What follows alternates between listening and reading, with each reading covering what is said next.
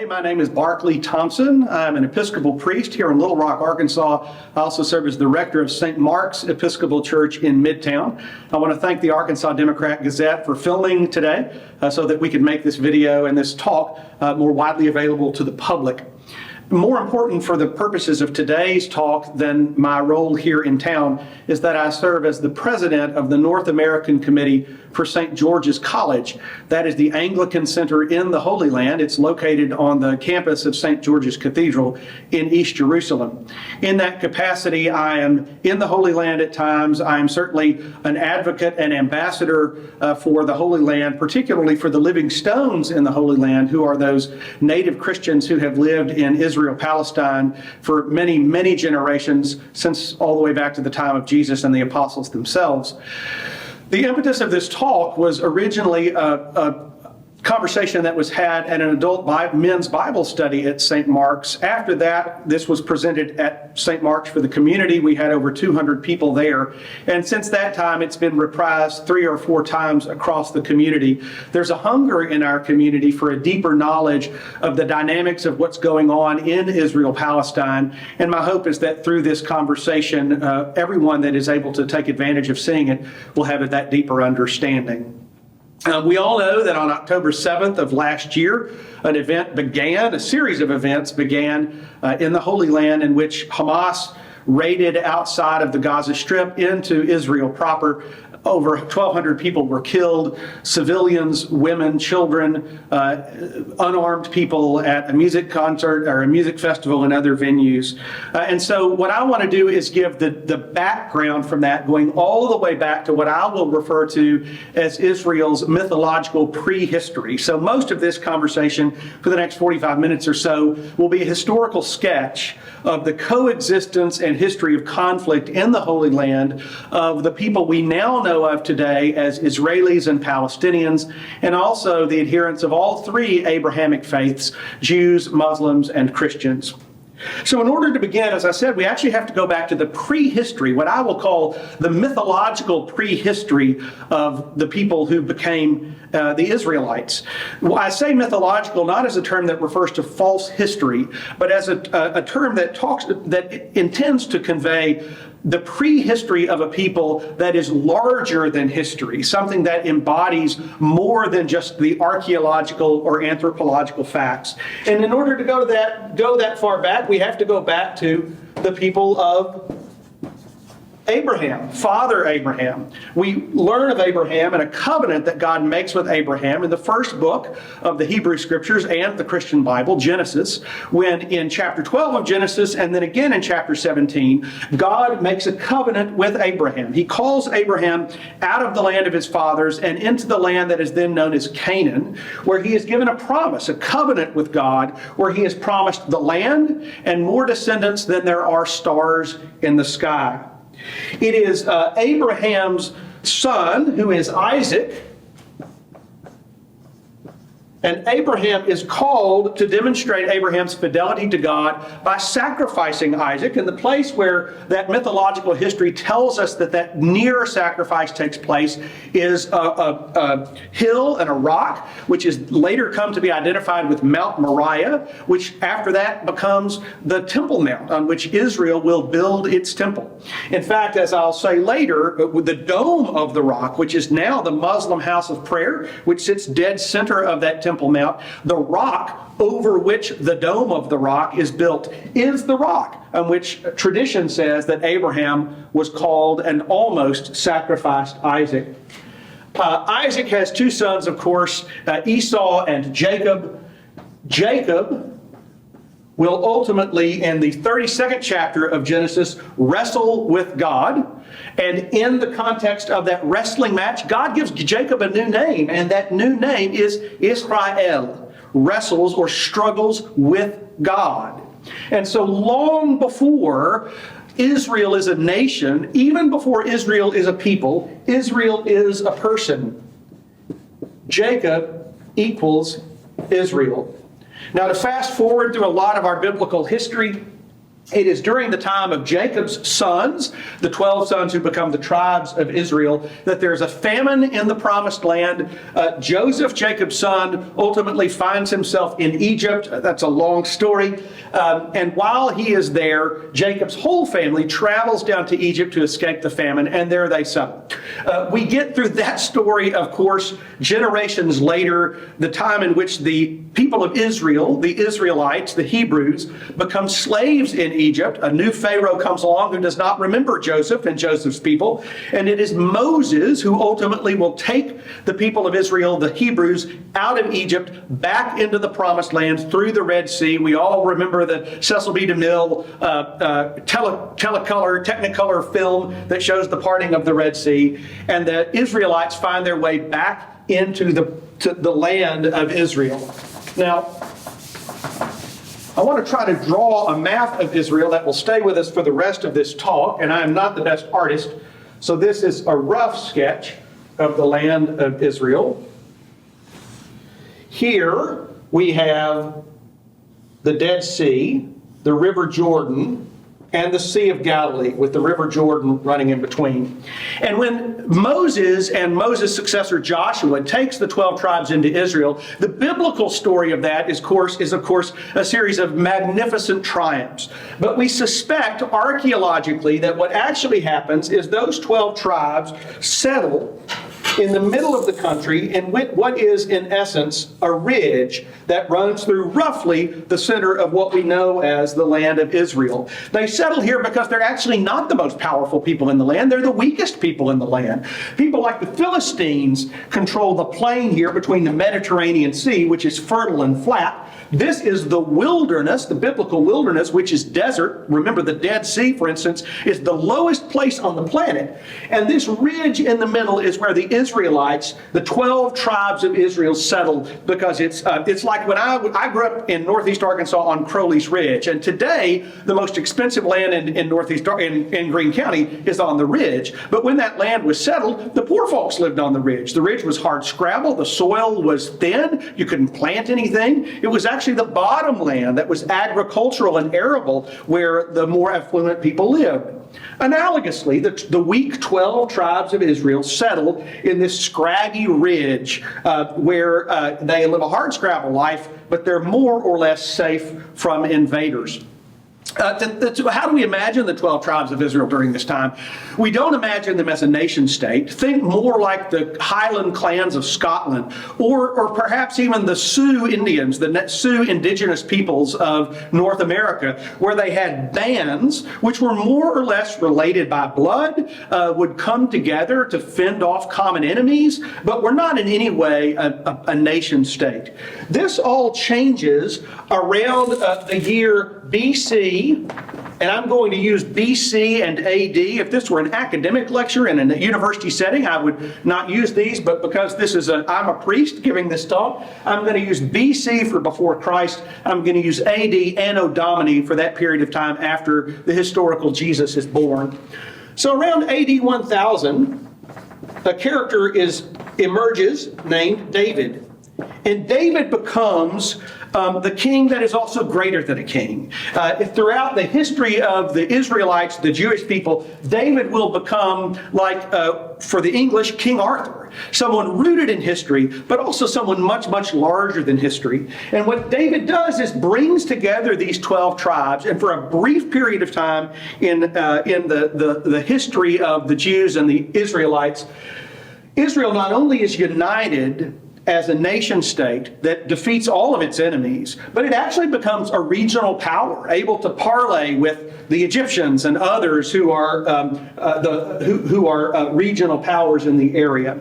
This doesn't last though long. After David dies and his young son, not his eldest son, Solomon becomes king. Solomon has got this eons old tradition of being legacy of being wise, when in fact he wasn't. He was not wise at all. And after his rather poorly run reign, the kingdom actually splits. It splits in two. And it becomes a northern kingdom, which is known as Israel, and a southern kingdom, which includes Jerusalem, which is named after the predominant tribe in the southern kingdom, Judah, the tribe of Judah, one of those 12 tribes of Israel. This is when the term Jew enters into the lexicon. Until now, they've all just been Israelites. But once the kingdom is split, those from Judah, in many languages, for instance, German, the word for Jew is still Juden. So a Jew is, by definition, one from Judah. The southern kingdom is the kingdom of Judah. Israel and Judah uneasily coexist until the year BC 722, when an empire to the north and the east, the Assyrian Empire, comes in and conquers the kingdom of Israel, destroys it, and sends its intelligentsia, many of its people, its educated people, its wealthy people, into exile. Israel ceases to be. It's an important note to take into consideration, to commit to memory, that from 722 BC until 1948, in the last century, less than 100 years ago, there was no nation of Israel. The nation of Israel ceased to be in 722 with the coming of the Assyrian Empire. About 150 years later, in BC 578, the same thing happens to the southern kingdom, but it's a different empire. The Assyrians have been defeated by the Babylonians, and the Babylonian Empire comes in and wipes out the kingdom of Judah. And it also disperses into the first Jewish diaspora all of those, that intelligentsia, not all the Jews living in Judah, but those who were educated, those who had political and social cachet, are dispersed off into the empire. This becomes known as the Babylonian exile, and it's one of the three existential identifying events of the Jewish people. The first is, of course, the exodus from Egypt. The third will be the Holocaust of the 20th century. But the second is the Babylonian exile. And it's during the Babylonian exile and just after the Babylonian exile that so much of what we know as the Bible is brought together, stitched together, edited. Many of the books are written, or at least written in the form that we now have them. The Babylonian exile and its aftermath really becomes the event by which the Jewish understanding of itself coalesces and comes into being. In BC 538, once again, one empire defeats another. The Babylonians are defeated by the Persians. We get the great Persian Emperor Cyrus the Great, who issues an edict that gives the Jews permission to come home, to come back to Judah. They do, but the Babylonians have destroyed the temple. And this is something which worth pausing here and noting. We think of Judaism today as a religion of Torah study, where Jewish people come back and study and chant and read from Torah in the synagogue.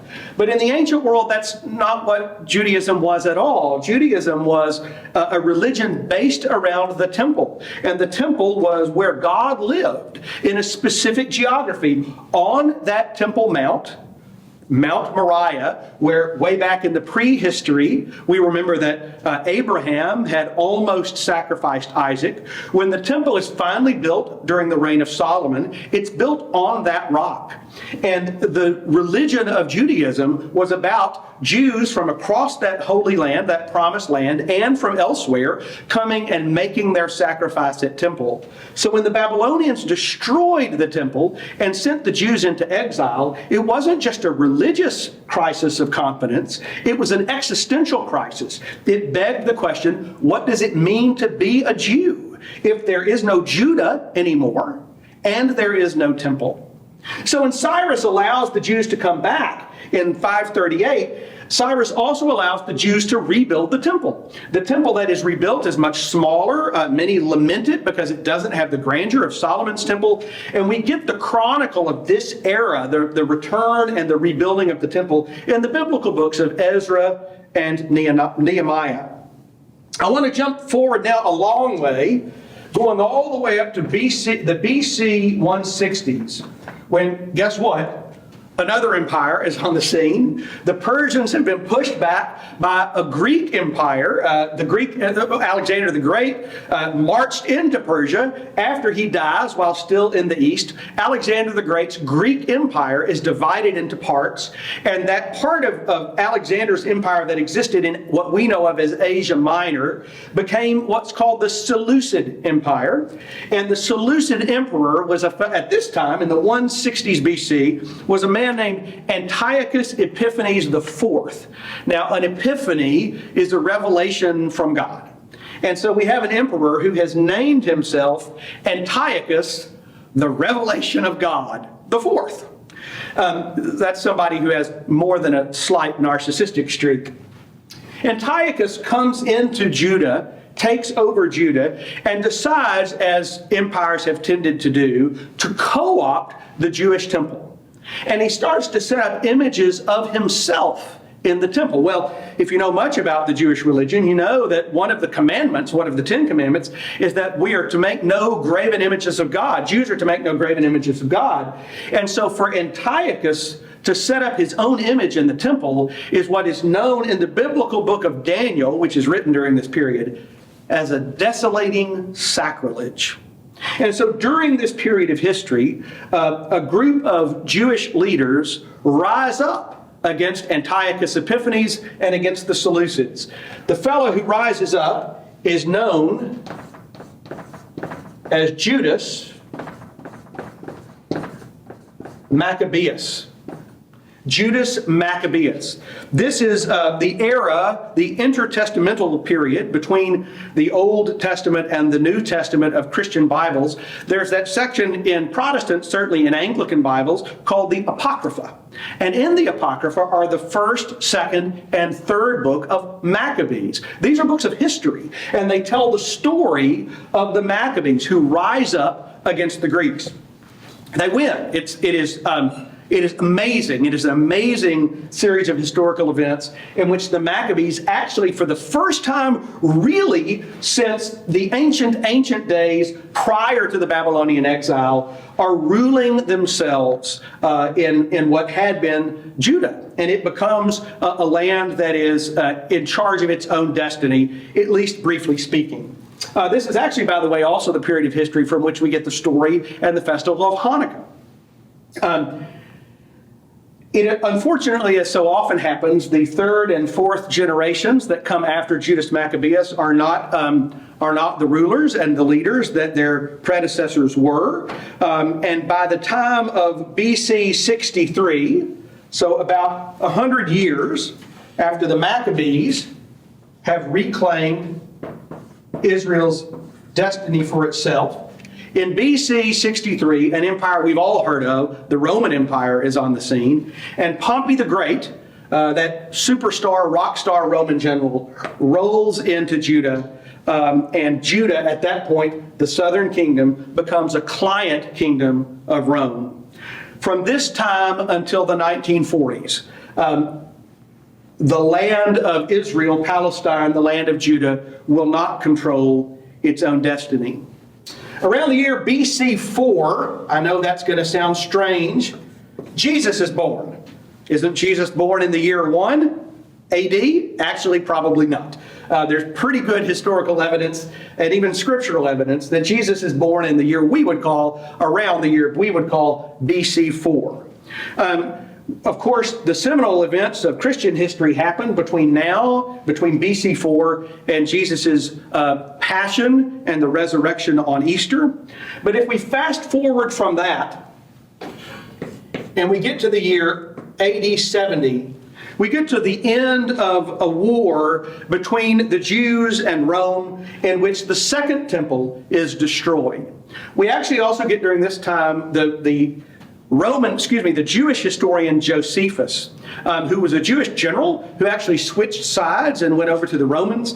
And it is through Josephus's history that we actually get the only contemporaneous non-biblical account of Jesus. Josephus mentions the person of Jesus, Jesus' brother James, who is murdered in Jerusalem. In the year 87, the Second Temple is destroyed, and once again the Jews are without an identity.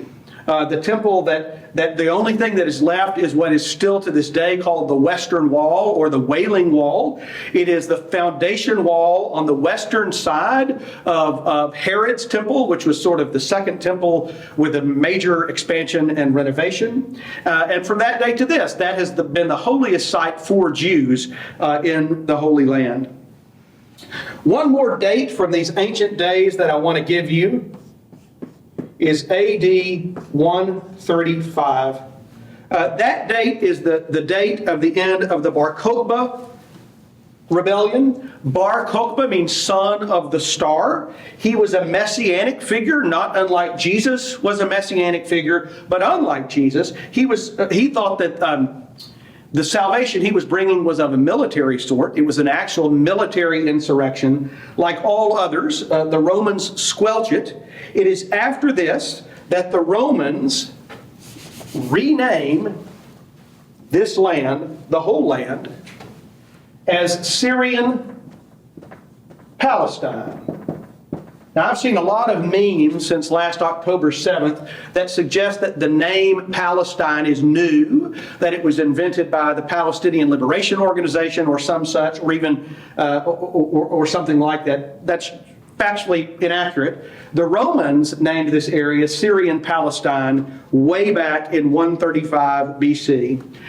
Many Jews were deported, were sent out on what became the second Jewish diaspora starting at this point. It's also important to know from 135 AD until around 1935, in the last century, the Jewish people were a minority, a dramatic minority in the Holy Land. I've also seen memes come across social media and news feeds that suggest that for 2,000 years, Israel-Palestine has been the home of the Jewish people. That's also historically inaccurate. 2,000 years ago, it most certainly was the home for the Jewish people. But for 2,000 years, the Jews were a tiny, tiny minority in the land that we know as Israel-Palestine.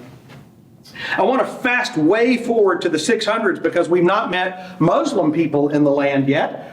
The reason for that is there was no religion of Islam until the 600s in 610 AD. So we've now fast forwarded another 500 years. We're into what we would think of as the Dark Ages in European history. A chieftain named Muhammad has an experience of out in the desert of an encounter with God, an encounter with the angel Gabriel. And in 610, the Quran, what we now know of as the Holy Quran in Islam, is dictated to Muhammad. He later dictates it to someone else who writes it down. And this becomes the holy book of a new revelation as understood by Muslims to Muhammad. In 621, so within a decade and a half of the sending down of the Quran, Muhammad has a vision or a dream or a bodily experience that he calls his night journey, in which he is picked up from the Arabian Peninsula and brought to the Temple Mount in southern Palestine, in Jerusalem. He has this encounter, and as a result of this encounter, the Al-Aqsa Mosque is built on the Temple Mount, where the Jewish temple had been. That becomes the third holiest site in Islam after Mecca and Medina. It still exists. It's on one end. Let's see, it would be on, if this is west, it would be on the southern end of the Temple Mount. It is not the Dome of the Rock. The Al-Aqsa Mosque is actually much, much more holy in Islam than the Dome of the Rock. The Dome of the Rock, which is much more aesthetically beautiful than the mosque, is actually a prayer house, a house of prayer for women, because women are not allowed into the Al-Aqsa Mosque. But both, of course, are built on the Temple Mount. So, in other words, by the early 600s, you have this tinderbox in Jerusalem and in the surrounding land, which is now holy to both Jews, Christians, because by now, of course, you also have the Church of the Holy Sepulchre, which is built over both Calvary, the hill on which Jesus was crucified, and the garden tomb from which Jesus is resurrected. So you have the holiest site in Judaism, the holiest site in Christianity, and now the holiest site in Islam all together. You also, of course, have a land where by this point it is overwhelmingly Palestinian. And within just a few years, within the 600s, the predominant population of the Holy Land are Palestinian Muslims. Now, when I say Palestinian, I want to be clear, they don't understand themselves as a national group the way that Egyptians would, or Syrians would, or Lebanese would, but they are those indigenous Muslim people who live in the land, and the indigenous Christian people who live in the land. Let's fast forward another 500 years. In the year 1095, Pope Urban II decides that he wants to wrest the Holy Land from its Muslim rule and Muslim domination. And so Pope Urban II calls for the First Crusade. He calls overtly and explicitly for noble sons and others from across Europe, usually second and third sons who are not going to inherit from their fathers the estates that their fathers will be passing down, to rise up, travel as knights with their bands to the Holy Land and wrest it from Muslim control. Urban II often offers what's called a plenary indulgence. That means that if you, in a time when death is right around every corner, in a time when the fire of hell is understood very explicitly and literally, a plenary indulgence means if you die trying to free the Holy Land from Muslims, all of your sins are immediately and automatically forgiven, and you go straight to heaven. There is a wild response to the call for the First Crusade. It's the first of many crusades, not all of which happen in the Holy Land. But thousands and thousands of Christian knights and their retinue go to the Holy Land, and they do take it from the Muslims who have been ruling there since the 600s and 700s. So what you have from the late 1090s until 1291, so for just shy of 200 years, almost the same length of time that the United States has been a nation, you have a series of kingdoms in the land known as Israel-Palestine that are ruled and run by Christians. You have Christian kings with unusual names like King Baldwin. Ridley Scott actually has a not too terrible or historically inaccurate movie that you can still go and watch that talks about this period of time in history. The last Christian kingdom in Acre falls in 1291. So for 2 centuries, in the middle of all of this history we're talking about, the Christians move into the land. And they're not particularly accommodating rulers for either the Jews, the Jewish minority, or the Muslim majority that lives in the land. This is why the very term crusade rings. We talk about crusades positively. There's things like the crusade against different diseases. There's Campus Crusade for Christ. Often in our country, in our Christian milieu, the term crusade can have a positive connotation. In Arabic lands, in the lands of the Middle East, where this memory is still alive, the word crusade is still has connotations and resonances with brutal rule, with war, with oppression. So, for instance, when President George W. Bush called the Second Gulf War a crusade against Saddam Hussein, it was not particularly helpful to our cause. Ultimately, by the 1500s, a Muslim empire known as the Ottoman Empire, which many of us will still remember from our World War I history, controls this land, and not only this land, but all of the Middle East and just about almost all of North Africa. It's the largest Muslim kingdom in human history. It's actually somewhat ironically, for our Christian understanding, it is the time of the greatest sustained peace and the greatest accommodation of minority people. Most of the Muslim emperors over the years, most of the Muslim sultans over the years, over the centuries, were fairly accommodating of what were called the people of the book, meaning the people of the Abrahamic faiths of Jews, Christians, Muslims. But we know, some of us will remember, that by World War I, the Ottoman Empire is referred to as the sick man of Europe. And after World War I, when the Allies, the British, the French, the Americans win that war, the Middle East is carved up there during the Versailles Conference in Paris. The people like Woodrow Wilson and Clemenceau and David Lloyd George, in essence, carve up the Middle East and create a series of kingdoms, a series of countries which have very little basis in the traditions, the ancient alliances. You know they're artificial because so many of the borders are straight lines. They're not founded by tribal boundaries or even natural boundaries. They're just straight lines, latitudinal and longitudinal lines. Palestine becomes part of the British Mandate. There's also a nation, Jordan. Let's see if I can get this line to erase, not very well. There's also the nation of Jordan, which actually extends across the Jordan River. It's called Transjordan at this time, and it includes the East Bank, which is most of Jordan, of the Jordan River, and the West Bank of the Jordan River. This will become important.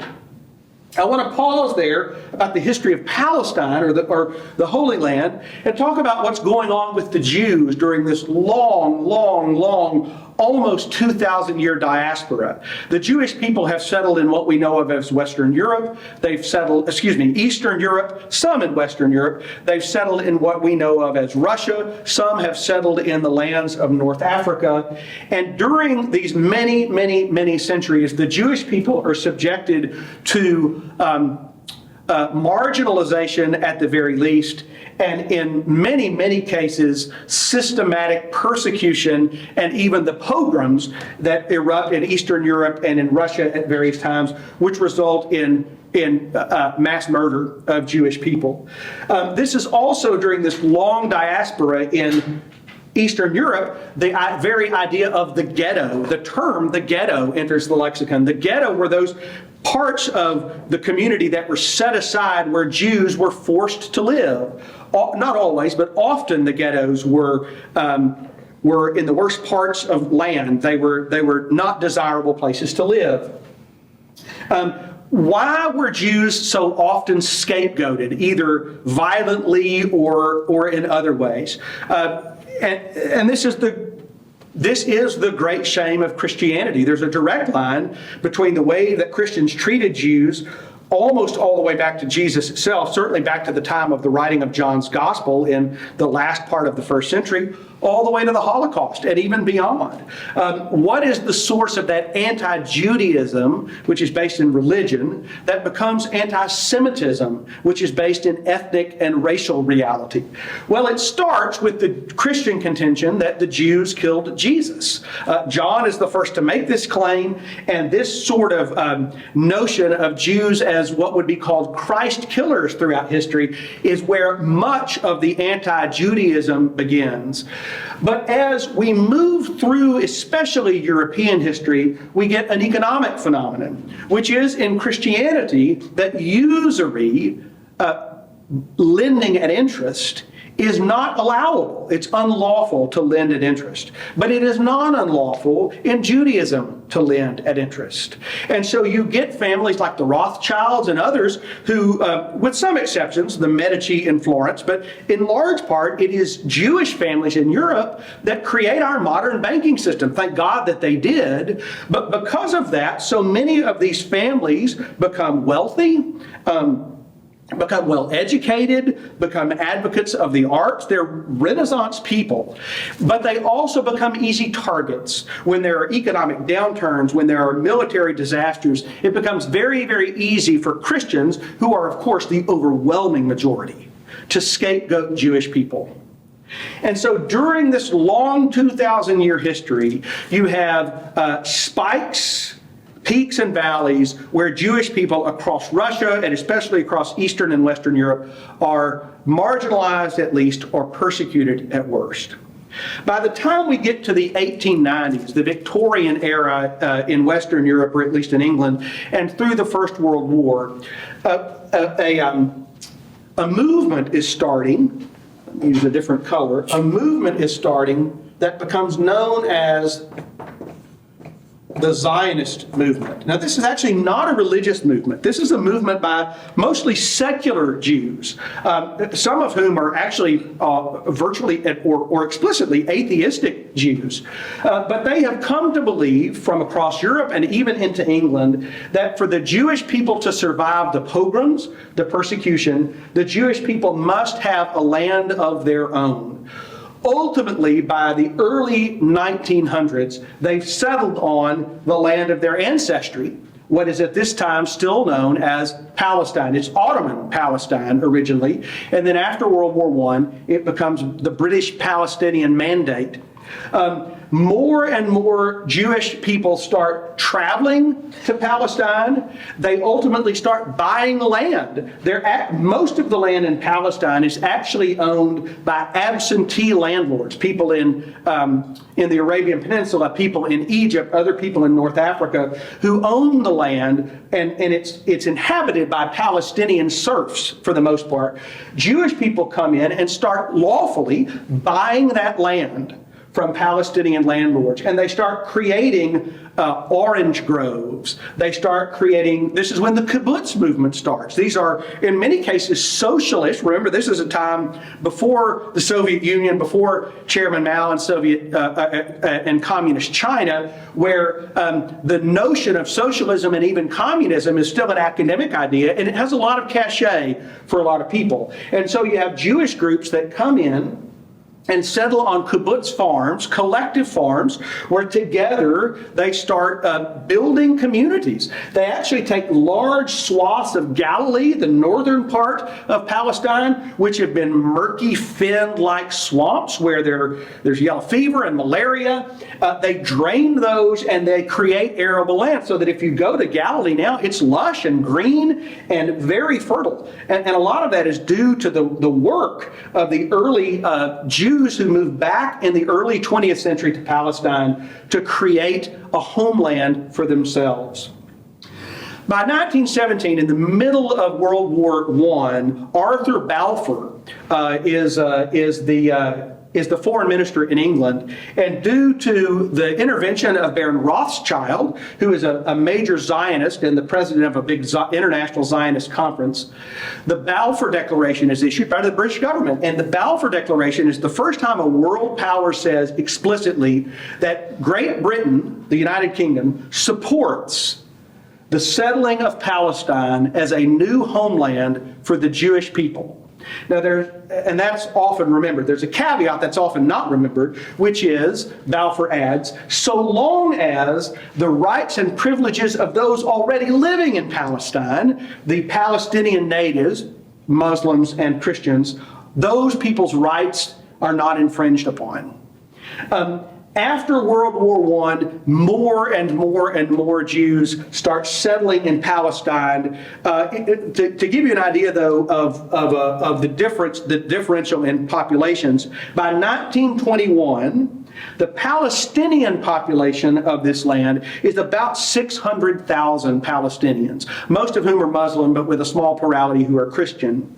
By that same year, 1921, there are 80,000 Jews. So to give you a sense, there are almost 8 times as many Palestinians, mostly Muslim, living in Palestine by 1921, just barely a century ago, as there are Jews. However, by 1935, if we fast forward just 14 years, 1/4 of the population. This does not mean that the Palestinian population has dropped. This means that there have been wave upon wave upon wave of Jewish immigration, with an I, immigration into the land of Palestine. This starts what it had originally been a fairly peaceful coexistence. By the mid-1930s, erupts into violence. It becomes obvious that the Jews are only going to keep coming. It becomes obvious that they're buying up the land and settling the land. Though they've improved the land vastly, it becomes obvious that in order for the Jews to keep influxing into the land, the Palestinians are going to have to be pushed to the margins at the very least. And in 1936, what's called the First Arab Revolt erupts, and it is vicious. It's vicious on both sides. the story. In fact, Ari Shavitz's book, My Promised Land, is a memoir that really gives this history heart-rendingly, but also with great honesty, and I would commend that to you.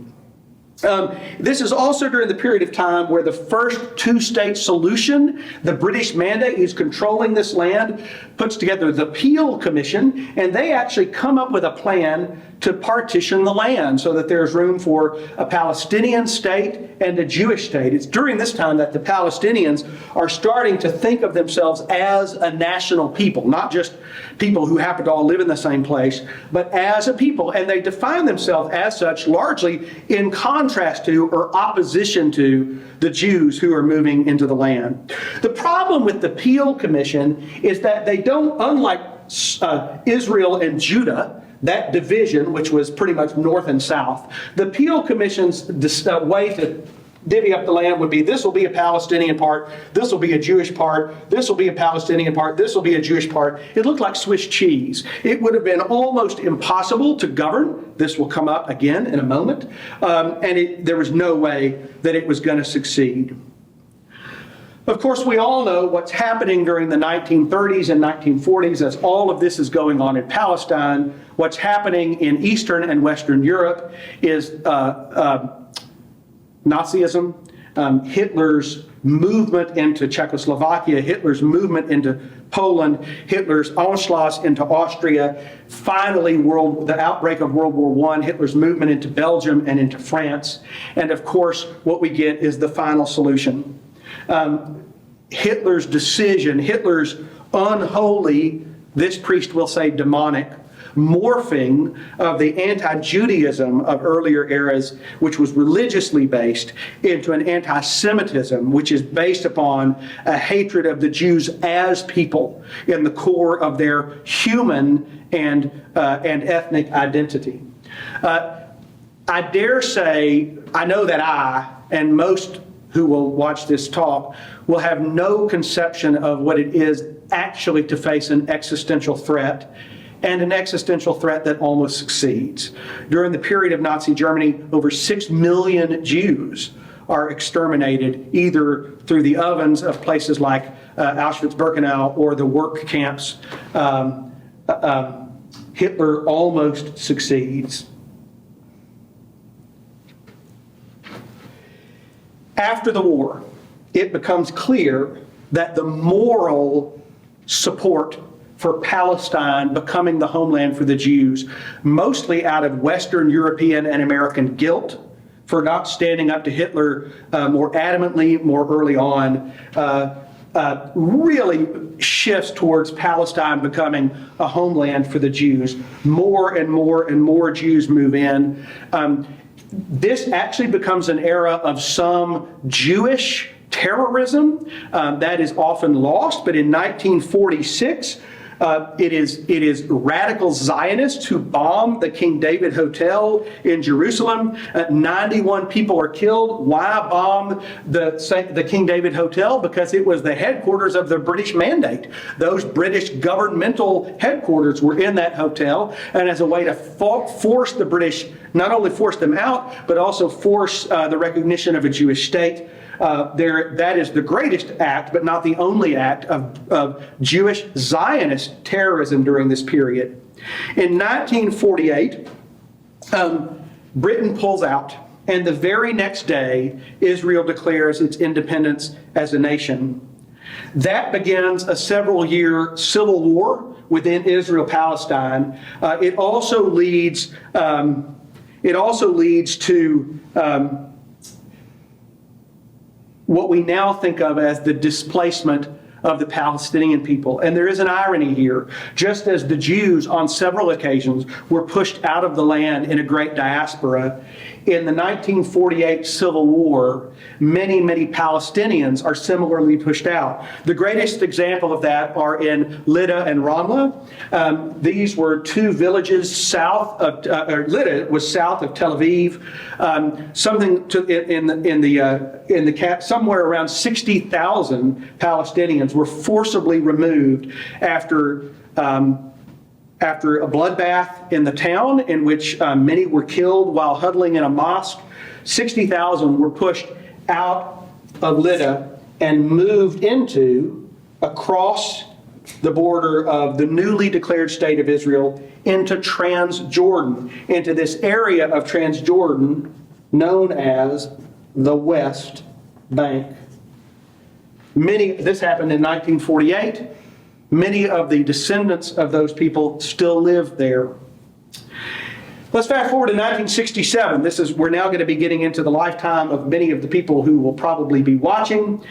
We experienced the 6-Day War, where all of the surrounding Arabic nations and Muslim nations, Egypt, Saudi Arabia, Jordan, Syria, Lebanon, all seek to attack Israel simultaneously, to wipe it off the map, and to turn this land back into a land predominantly populated by Palestinian Muslims.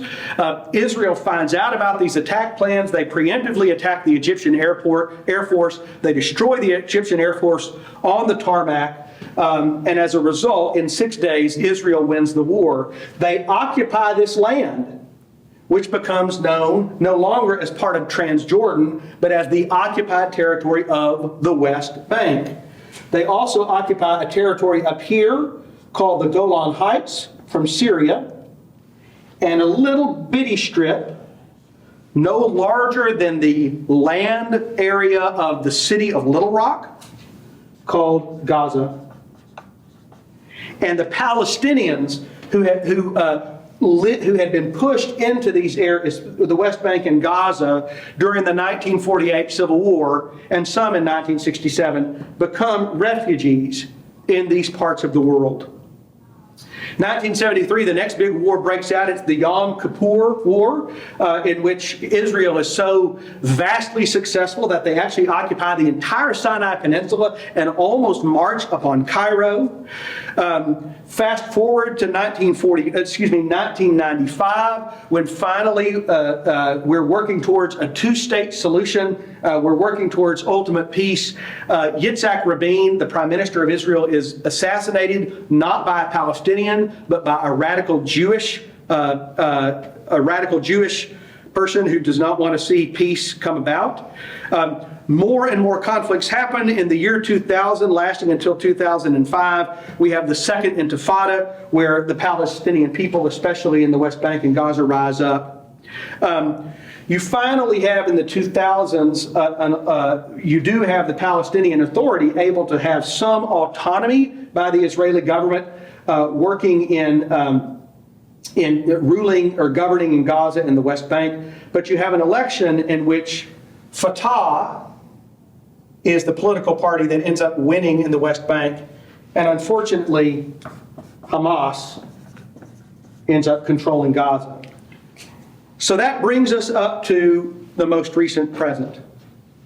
On October the 7th, 2023, Hamas breaks out of Gaza, commits horrific atrocities.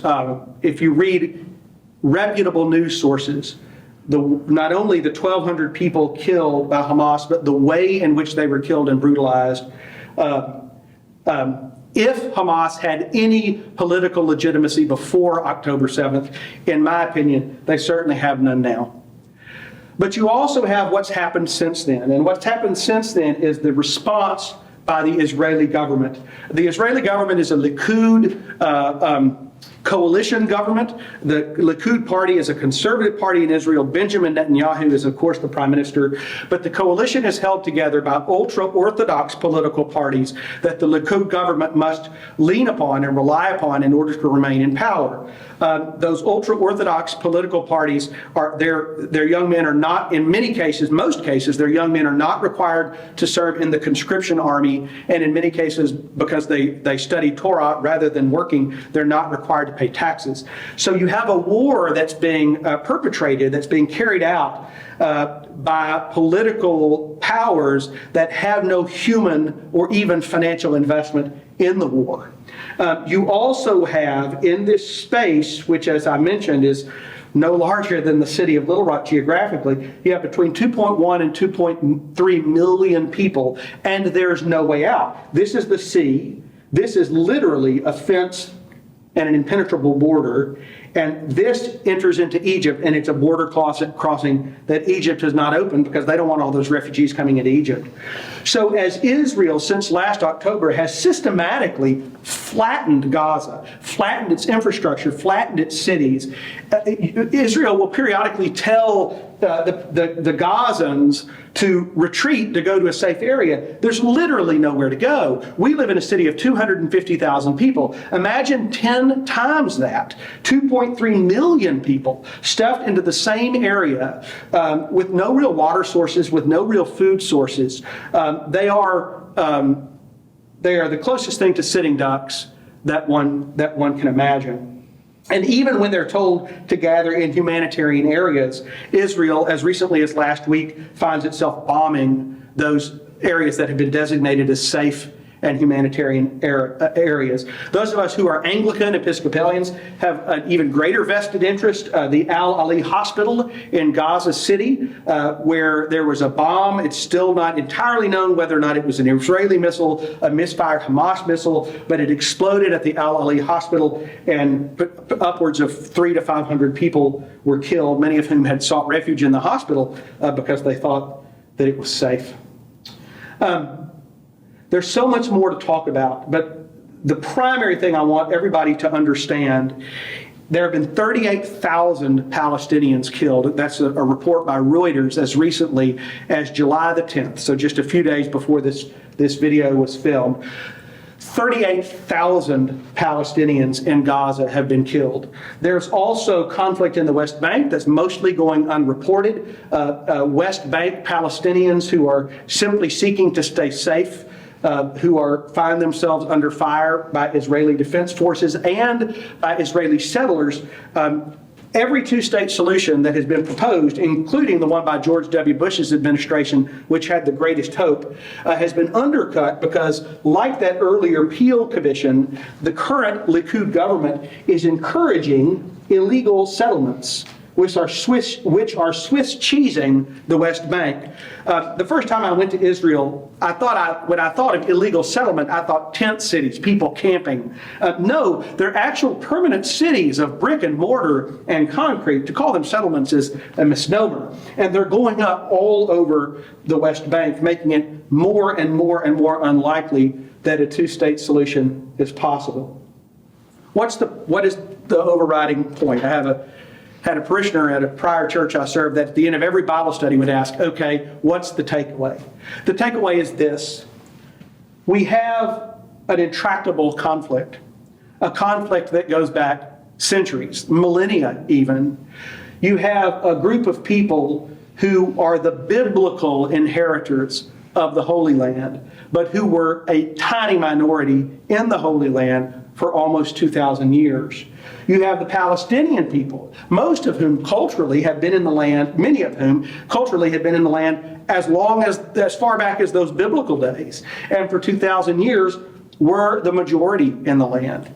You have a group of people, the Jews, who have been used and abused by Christians mostly throughout the last 2,000 years, and who were almost exterminated as a people by Hitler during the Second World War and in the lead up to the Second World War, who need a place in which their mantra, never again, as a result of the Holocaust, where they can feel safe and secure in their existence.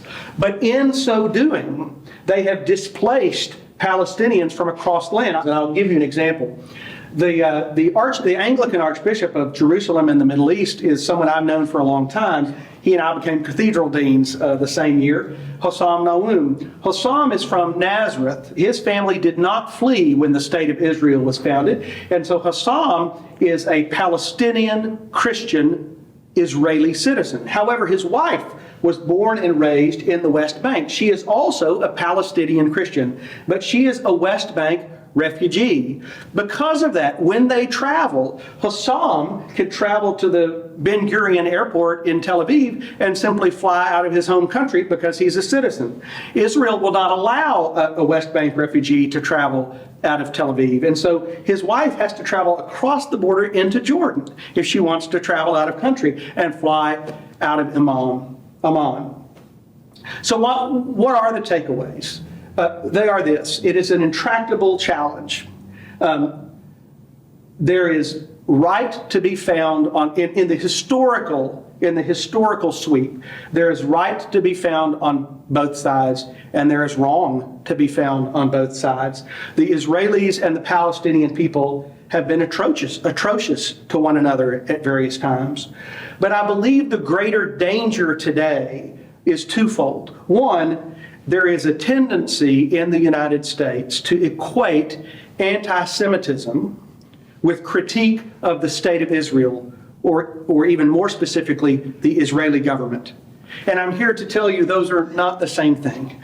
We must never be anti-Semitic. It is a scourge of our Christian history and of our faith, the long legacy of anti-Semitism. And anti-Semitism in this country is on the rise. We only have to look at synagogue shootings at synagogues. There are some editorial cartoons that have come out in the last year or two which are grotesquely anti-Semitic. Christians should always stand with our Jewish siblings and speak out against anti-Semitism. But that is not the same thing as being unable to critique the government of Israel. If the government of, just like it is not unpatriotic to critique our own government. If our own government is doing something that is unjust, we are called patriotically to speak out. And in the same way, when we see a people being treated unjustly, in this case, I would argue the Palestinian people, it is incumbent upon us, Christ calls Christian people at least, to stand up for the least of these. The second thing and especially in our own community, when Palestinian people in our own community, of whom there are many, feel voiceless, it is our role to stand with them and grant them voice in solidarity, just as we would Jews in the wake of anti-Semitism. It is also important to keep in mind the notion of proportionality. There is an ancient idea of just war theory in Christianity, and that doesn't mean we just get to decide which wars are just or not. There are specific criteria which determine whether or not a war is just, and one of those criteria is proportionality. What Hamas did on October 7th is horrific. Hamas is a terrorist group. You'll never hear me, nor would I hope you'd hear anyone, speak up in support of Hamas. But Hamas is only a very thin sliver within the 2.3 million people of Gaza, the vast majority of whom, the overwhelming majority of whom, simply want to live in peace with justice and in security. And so to make the distinction between Hamas and all Palestinians, between Hamas and all Gazans, is so important. And to remember that proportionality matters.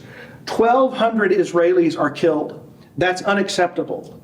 But if we are willing to say that the appropriate and proportionate response is 38,000 Gazans killed and counting, also in a way that is creating instability in the entire region, we have to ask whether or not that is something that we, as Americans who care about, and Christians who care about our sisters and brothers, can support. When I take groups to Israel-Palestine, to the Holy Land, which I do on pilgrimage when the circumstances there permit, what I always say to groups is, if you go to the Holy Land and you spend 2 weeks there, and you are in the holy sites, and you are in the Galilee, and you are in the West Bank, and you are in Jerusalem and in the Old City, and if you come home thinking that you have a better understanding of the dynamics there, you haven't been paying attention. The best that we can do is hope. We can speak out for peace and justice for all involved, the safety and integrity of a Jewish homeland, the safety and integrity of the Palestinian people, and we can pray. Prayer coupled with action is a powerful force. I want to again thank the Democrat-Gazette for filming today, and I thank you for your patience.